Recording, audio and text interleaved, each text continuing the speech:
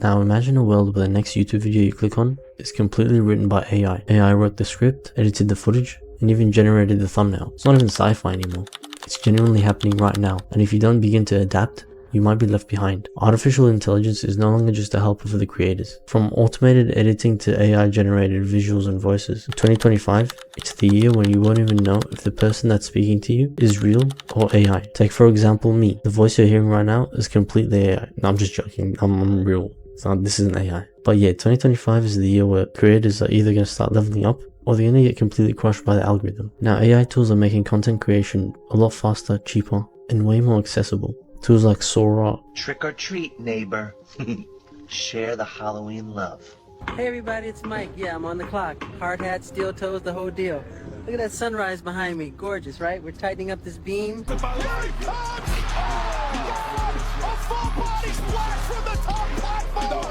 Are going mainstream. YouTube's even building Ask Studio, which is an AI assistant in their creator studio. All that to help generate ideas and analyze your audience. According to creator trend reports, more creators are automating parts of their workflow, scripting, editing, even voiceovers. And if you're a small content creator, you can produce high quality content without a huge team. But there's obviously downsides.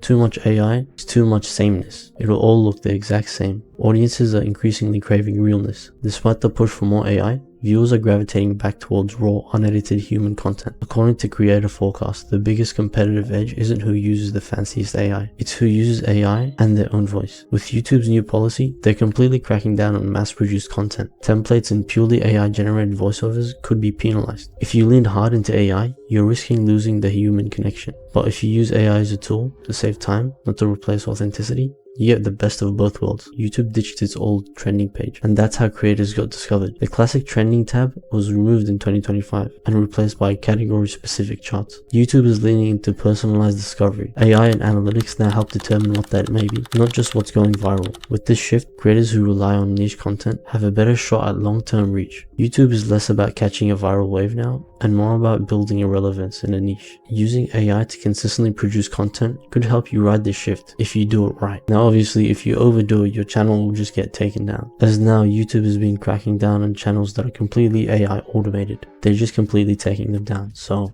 if you're thinking about running a faceless channel that's completely AI automated, forget about that. AI tools are also powerful, but they also come with real dangers. Deepfakes have been around for a really long time. If voices or faces are replicated, it can lead to impersonations, identity fraud, or copyright issues. Mass-produced AI content will get deprioritized by YouTube. There are ethical concerns to who owns this AI-generated content, and are creators disclosing it properly? Using AI irresponsibly can hurt your brand or even lead to demonetization. But if you navigate AI ethically, you'll be part of this wave with the new generation of creators. We're living in a creator revolution, one where AI doesn't just support us, it completely transforms how we create. But the real power lies in blending, using AI to amplify your voice, not to completely replace it. So here's what I want you to do. Think about the next video you make or you watch. How can you use AI? Or how did the creator you watch use AI? But how did they keep their authenticity?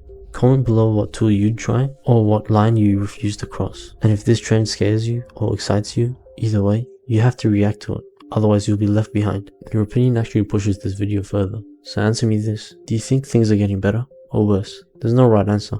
I just want to hear from you. Make sure you like and subscribe because I hope to make this my job one day. Bye.